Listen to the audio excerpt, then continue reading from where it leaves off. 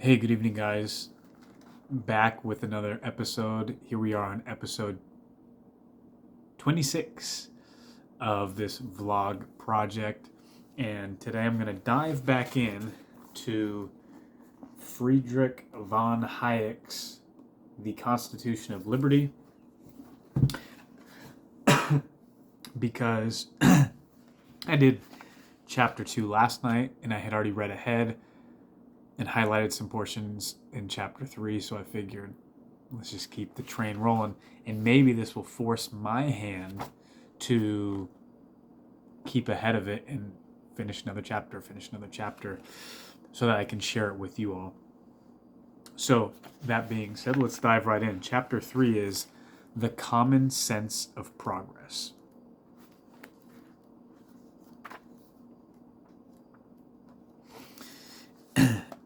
And he starts each chapter off with a quote. So the opening quote for this chapter is, "Man never mounts higher than when he knows not where he is going." Oliver Cromwell. All right. Man never mounts anything higher than he knows not where he is going. Very interesting quote. Okay, let's dive in.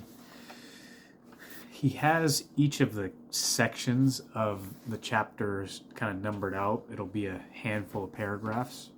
So in section number 2 of this paragraph, he says, "When we speak of progress in connection with our individual endeavors or any organized human effort, we mean an advance towards a known goal. It is not in this sense that social evolution can be called progress, for it is not achieved by human reason striving by known means toward a fixed aim. It would be more correct to think of progress as a process of formation and modification of the human intellect, a process of adaptation and learning in which not only the possibilities known to us, but also our values and desires continually change." So I'm gonna carry on through what I highlighted. As progress consists in the discovery of the not yet known, its consequences must be unpredictable. It always leads into the unknown, and the most we can expect to gain an understanding of the kind of forces that bring it about.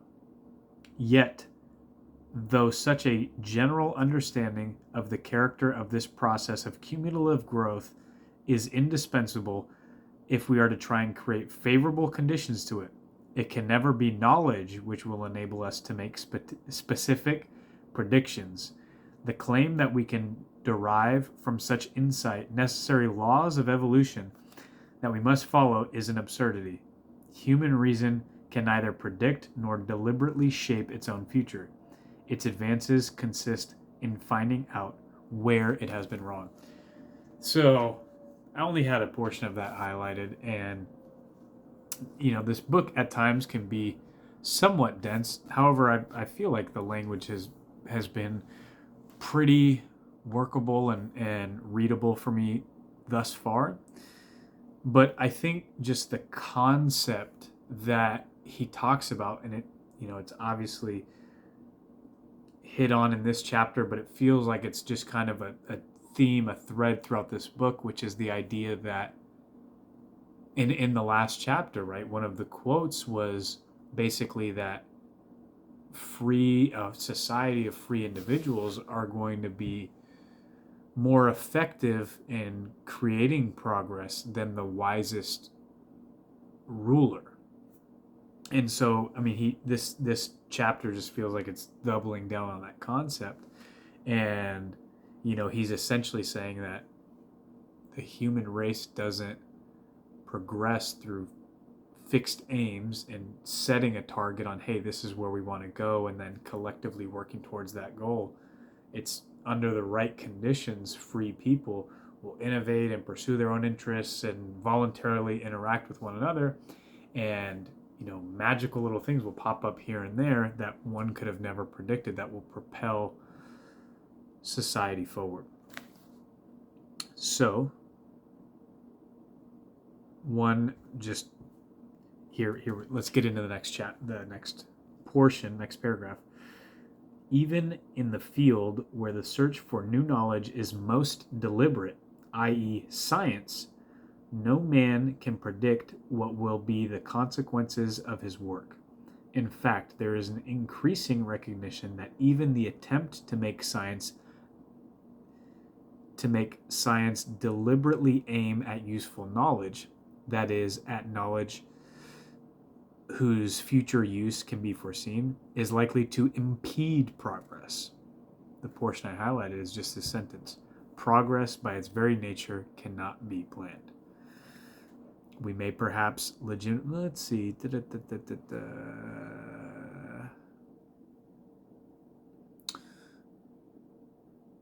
So, and I think this notion is pretty important, again, to some of the content that I've been putting out on my TikTok channel. A lot of the responses I get back come from a place of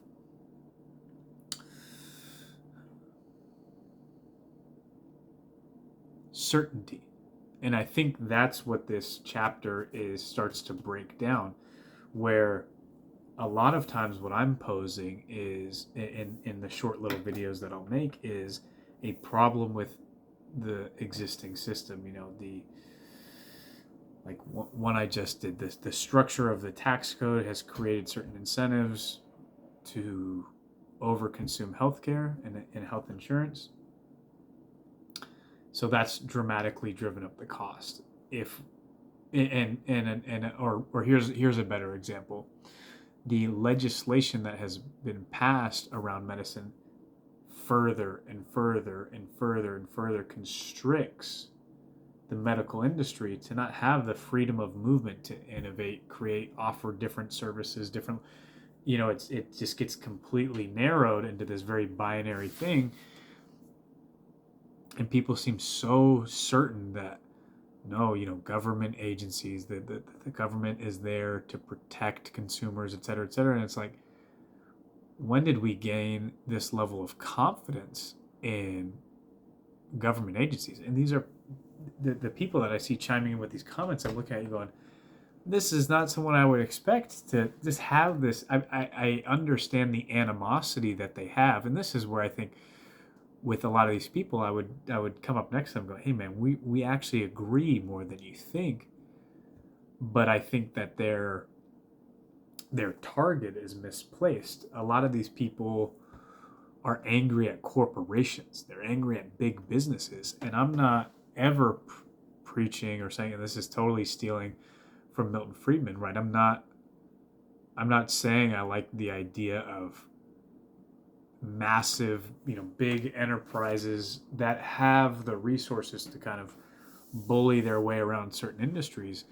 But the key difference between that and a government agency is that business, if it fails to, under the assumption we're in a free market, if it fails to provide the service that the public wants, it can go out of business. And we've seen this, big giant companies, Blockbuster and Hollywood Video being an example. It may seem like a silly one, but it's real.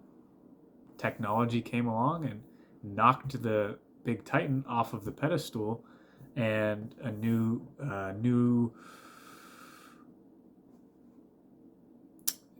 a smaller David took over from Goliath. It beat Goliath. That can't happen with government entities. I think I'm going to eventually do a search on, hey, how many government programs that have been started close, right? Well, I've got to imagine not many, because they're able to collect revenue from this tax. They're able to collect taxes from the citizens. We work basically half the year for to pay for the government programs and to pay the salaries of the bureaucrats that run these agencies. And when do they go out of business if we're not happy with the service that we're getting? again, if the coffee shop down the road, if I'm not liking it, I'll bring my business elsewhere. If enough people don't like it, they go out of business. If enough people like it, they're patronizing it, they do well, they manage their resources well, then they'll grow. They'll open up another location. Where is that? I did a whole multiple series rant today on the post office. When does that go out of business? Other than junk mail, who sends letters anymore? So, anyways, the next highlighted portion. The enjoyment of personal success will be given to large numbers only in a society that, as a whole, progresses fairly rapidly. In a stationary society, there will be about as many people who will be descending as there will be those rising. In order that the great majority should in their individual lives participate in the advance, it is necessary that it proceed at a considerable speed. There can therefore be little doubt that Adam Smith was right when he said, "It is in the progressive state, while the society is advancing to the further acquisition rather than when it has acquired its full complement of riches, that the condition of the laboring poor of the great body of people seems to be happiest and the most comfortable. It is hard in the stationary and miserable. It is hard in the stationary and miserable in the declining state. The progressive state is, in reality, the cheerful and hearty state to all the different orders of society. The stationary is dull, the declining melancholy." So this is another enlightening concept that has come out of this book for me, which is, and I think there's another couple of good maybe quotes in this chapter, but this idea that we all benefit from progress. And I think where people get mixed up is they look further down the line and they go, hey, that guy has more than I do. Well, that's not fair. And whether it's fair or not, and he makes the case in this chapter in many, many different ways, but in any society, you're going to have some that are further ahead and some that are further behind. But wherever I'm at in that line of society of progress, it is in my best interest for everyone to be moving along as quickly as possible, because if we slow down the guys up front, then that's gonna cause that accordion effect, and we're all gonna slow down and get jammed up. And the best way I've started thinking about this is anyone, and I think I need to start checking people when they come at me with this, when they come at me with complaints about this idea of people out ahead of them doing better, which is, let's look at our situation. I've often now within the last couple of years think, man, 100 years ago, in today's time, I am a average human being, right? I think I lucked out to be born in the States. I lucked out to have some natural attributes that make me competitive in the workforce, right? So I've got lucky in that realm, but I, wasn't born into some kind of dynasty or some type of aristocracy to be, living to the point where resources are no object and in yachts every day. It's so I'm not there. I'm just a normal human being. Your everyday, blue collar, if you could even call it that, citizen, and I enjoy all kinds of luxury. I own my own automobile. I eat healthy food whenever I want. I'm able to subscribe to a couple different fitness programs.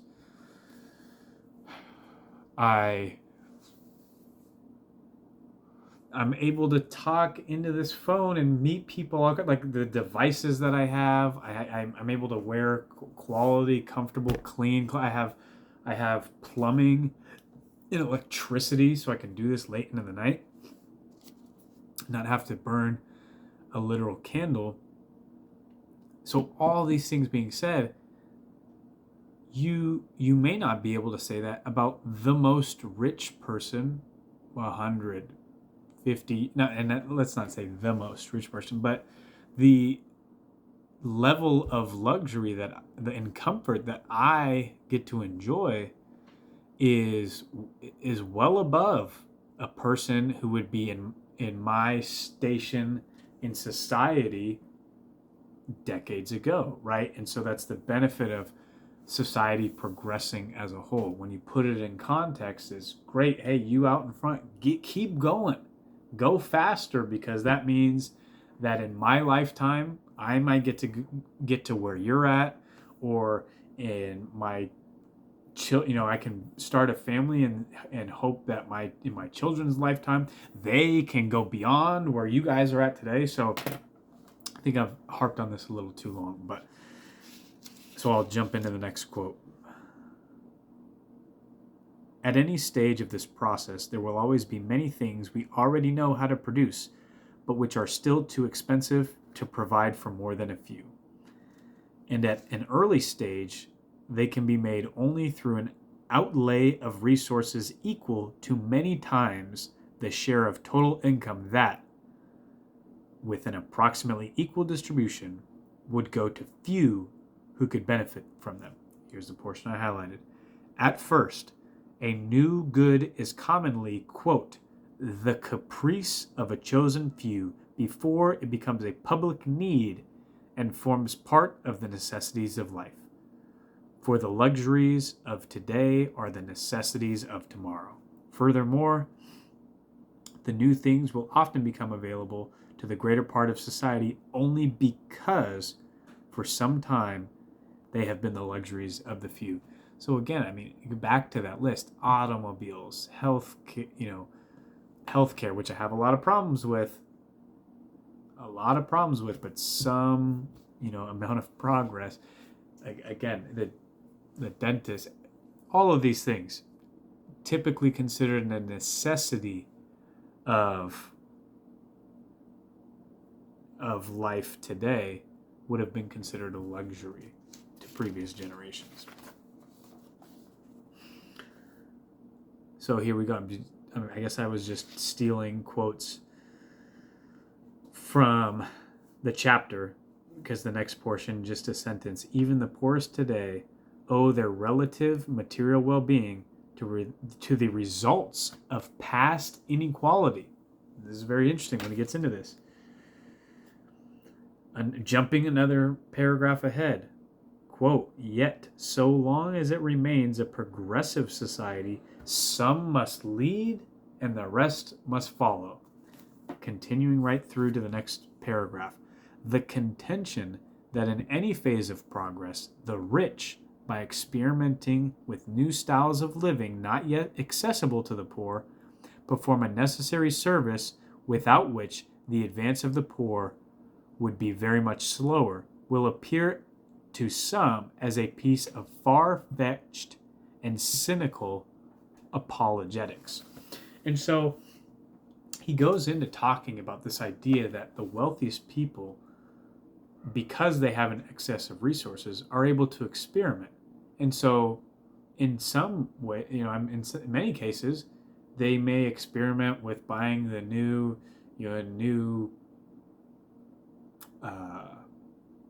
station wagon that has all the bells and whistles that are supposed to be the new hot thing, but it's way too expensive or a Rolls Royce, or whatever it is.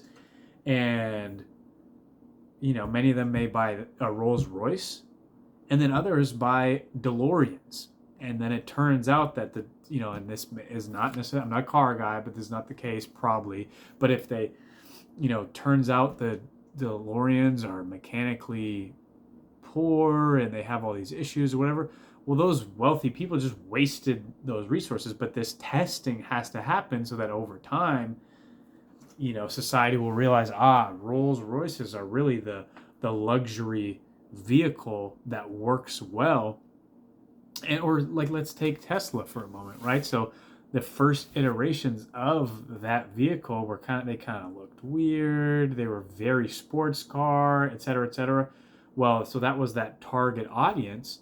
And then over time, the rich people, hey, I want to be a Tesla guy, and they bought it. And then as they refined it, gained economies of scale, et cetera, then the company was able to grow, and now you see a lot more. It's still people who are relatively well off, but it's, it's made it to a lower bracket of income people who now drive around in those cars. And so, yeah, so it's this idea of experimentation that has to occur. And he goes on to say in this chapter that it's not necessarily, quote unquote, always fair who gets to be out ahead with an excess of resources experimenting. But if you keep it in terms of reality, well, you have to deal with what are the realistic options of who that gets to be. In a market system, sure, there will be times where a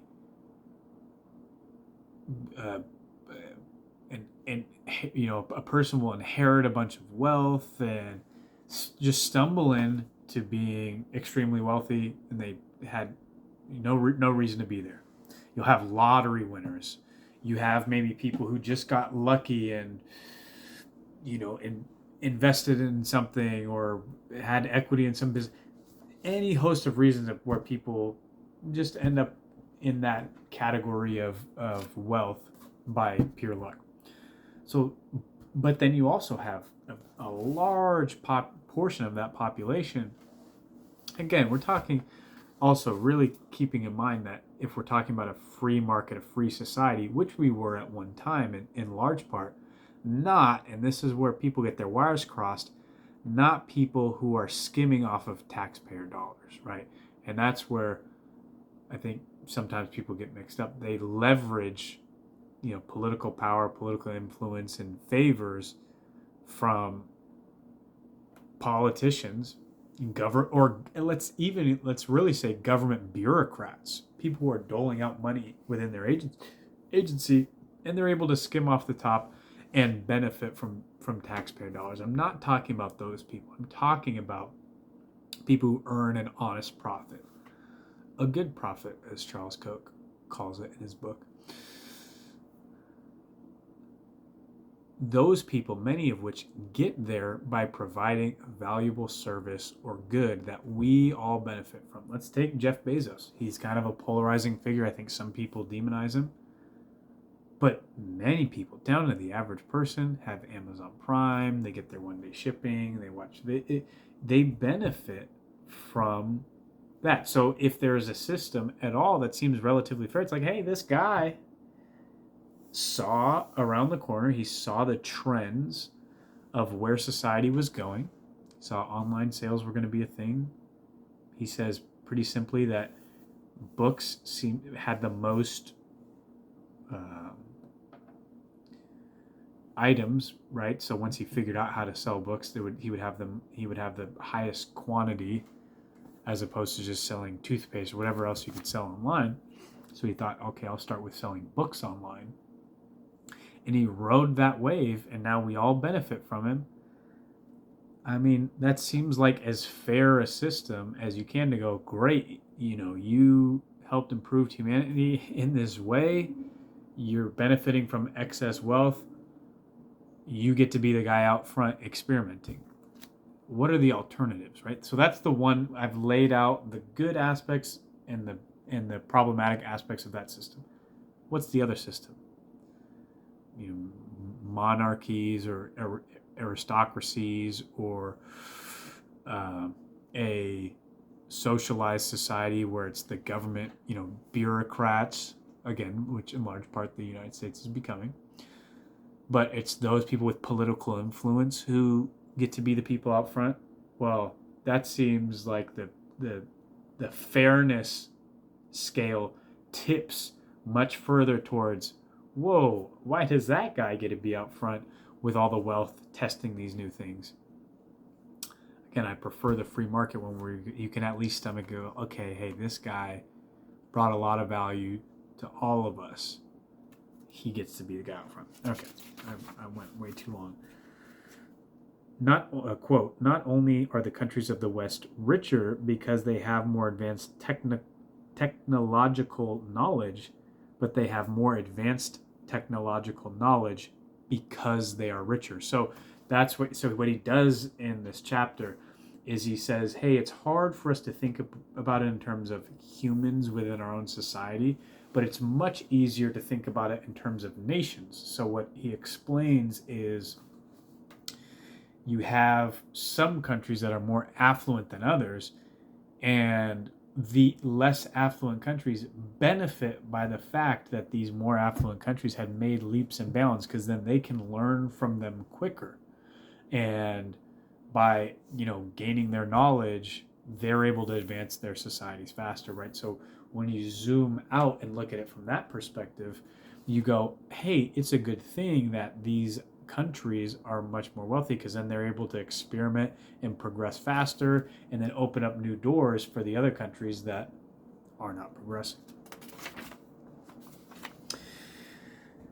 Quote, if a demonstration had been needed that there is no more effective way of making a society stationary than by imposing upon all something like the same average standard, or no more effective way of slowing down progress than by allowing the most successful a standard only a little above average, these experiments have provided it. Let's see. Okay, the recent European, I'm just going to dial back a little bit and see how he got here. Recent European experience strongly confirms this, the rapidity with which rich societies have become static, if not stagnant societies, through egalitarian policies, while impoverished but highly competitive countries have become very dynamic and progressive, has been one of the most conspicuous features of the post-war period. The contrast in this respect between the advanced welfare states of Great Britain and the Scandinavian countries on the one hand, and countries like Western Germany, Belgium, or Italy is beginning to be recognized even by the former. So, and this is one of those areas that, man, I really wish I had a better handle on, which is the real kind of macro histories of these different countries, because these are like aces up people's sleeves that they'll use to, oh, well, what about Sweden, or what about Germany? And they'll use these examples, and I just simply don't know enough about each one of these countries to have an opinion on the way that they run their societies, because here it seems to be that he's saying that, Great Britain and the Scandinavian countries with their policies slowed down the progress of their country. So that will be an area that I will need to learn much more about. All right, last quote. Though the free and the totalitarian countries both claim that their respective methods will provide more rapidly what those people want, the goal itself must seem to them the same. The chief difference is that only the totalitarians appear clearly to know how they want to achieve that result, while the free world has only its past achievements to show, being by its very nature unable to offer any detailed plan for further growth. Right? And so that's the hard selling point for these ideas with people, is to go, don't worry. All we have to do is not have a plan and just restrict people as little as possible, and we'll all benefit from it. People don't like that, especially once we've gained some affluence. Once we've gained some affluence, then people get complacent and they go, okay, well, you need to share some of that, right? So there you go.